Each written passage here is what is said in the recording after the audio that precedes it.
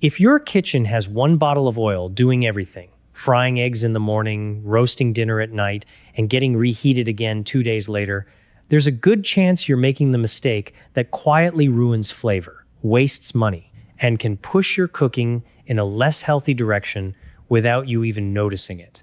Most people think the big question is, which oil is the healthiest? Olive oil or canola? Avocado or vegetable oil? Are seed oils dangerous? Is butter actually better? But that question by itself is too small, because the biggest mistake in American kitchens usually is not buying one bad oil. It is using the same oil for the wrong job, at the wrong temperature, for too long, and then assuming the label on the bottle will somehow protect you. That is why so many families feel confused. They are trying to solve a real problem, but they are looking in the wrong place. They hear a podcast, watch a reel, see a dramatic post online, and suddenly one oil is a superfood and another one is a chemical weapon. And when nutrition advice gets that extreme, something important is usually missing. Context, how the oil is used, what it replaces, how often it is heated, whether it is fresh or already breaking down in the pan. So let's simplify this in plain English. Not all fats act the same. Some fats stay solid more easily, like the kind you get in butter, lard, palm oil, and coconut oil. These are higher in saturated fat. Others stay liquid more easily, like olive, canola, soybean, sunflower, peanut, and many other plant oils. These are higher in unsaturated fat, which is just the science term for fats, that are generally considered a better everyday choice for heart health when they replace more saturated fats. That does not mean pour as much as you want, it means the swap matters. And that one detail changes everything. A lot of people add healthy oil on top of an already heavy diet and expect a health halo. It does not work like that. If you replace some butter, shortening, or heavy animal fat with a plant oil that is lower in saturated fat, that can be a smart move. But if you simply drown food in extra oil and tell yourself it's fine because the bottle looks premium, you have not solved the problem. You just made the calories more expensive. Now here is the part almost nobody talks about enough. Even a decent oil can become a bad tool if you abuse it. Heat matters. Every oil has a limit, and when it gets too hot, it starts to break down. That is what smoke is. Not just a little kitchen drama, not just a smell. Smoke is your warning sign. The oil is telling you, I'm past the point where I perform well.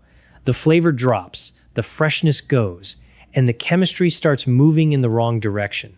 This is where the real kitchen mistake shows up. Families buy one big bottle and use it for everything. Low heat, high heat, pan frying, deep frying, roasting. Maybe even reheating the same oil again, because honestly, throwing it away feels wasteful. But reheated oil is not the same oil. Each round of heat pushes it further from fresh and further into breakdown. It can smell dull, taste stale, and form compounds you do not want more of in your food. That is why so much advice from major health organizations sounds boring, but turns out to be right. If oil has gone rancid, smells off, or has been heated hard and repeatedly, stop using it. And think about how normal this mistake is. A family makes fries or shallow fries chicken, leaves the oil, strains it badly or not at all, then uses it again. It still looks usable. Nothing seems obviously wrong. But this is exactly how a good enough habit turns into a quietly bad one. Not overnight, not with a dramatic symptom, just slowly, meal after meal. Now let's deal with the internet's favorite villain, seed oils. This is where the conversation gets emotional fast. People hear that seed oils are processed, so they assume they must be toxic. But processed is not, by itself, proof of danger. The real question is, what does the evidence show in normal dietary patterns? And the evidence does not support the sweeping claim that ordinary use of seed oils is the secret cause of every modern disease. In fact, when these oils replace fats higher in saturated fat, they are often part of what health experts consider the better choice. The bigger issue is not that the bottle came from a seed. The bigger issue is how the oil is used, how much fried food is in the diet, and whether people keep overheating and reusing it.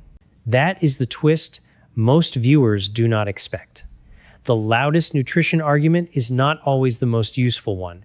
People get trapped in oil tribalism.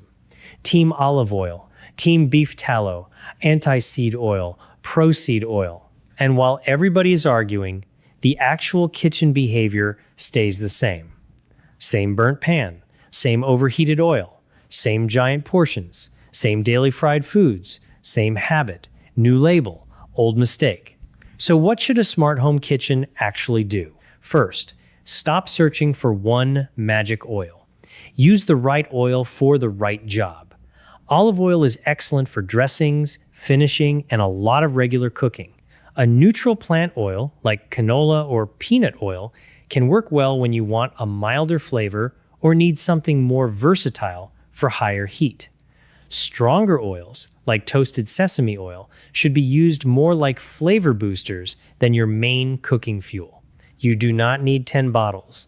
You need a little strategy. Second, respect the pan. If the oil is smoking, the heat is too high, or the oil is wrong for that moment, back off. Third, stop treating reused oil like free money. Cheap today can become costly later in taste and quality. Fourth, store oil like it matters, because it does. Heat, air, light, and time all push oil downhill. A small bottle kept in a cool, dark place often beats a giant bottle sitting half open for months beside the stove. And finally, remember the deeper lesson. Nutrition is rarely about one dramatic enemy. It is usually about repeated decisions that feel too small to matter until they pile up.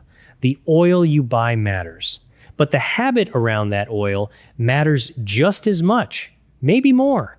So, if you want the simplest version of the truth, here it is. The mistake most American families get wrong is not choosing one evil oil. It is treating every oil like it can do every job at every temperature over and over again. Pick oils that are lower in saturated fat for most everyday use, match them to the kind of cooking you are doing, don't let them smoke, and don't keep reheating old oil like nothing changed. Fix that one habit, and suddenly the entire conversation around cooking oil becomes clearer, calmer, and a lot more honest. And once you see that, you will never look at that bottle on your kitchen counter the same way again.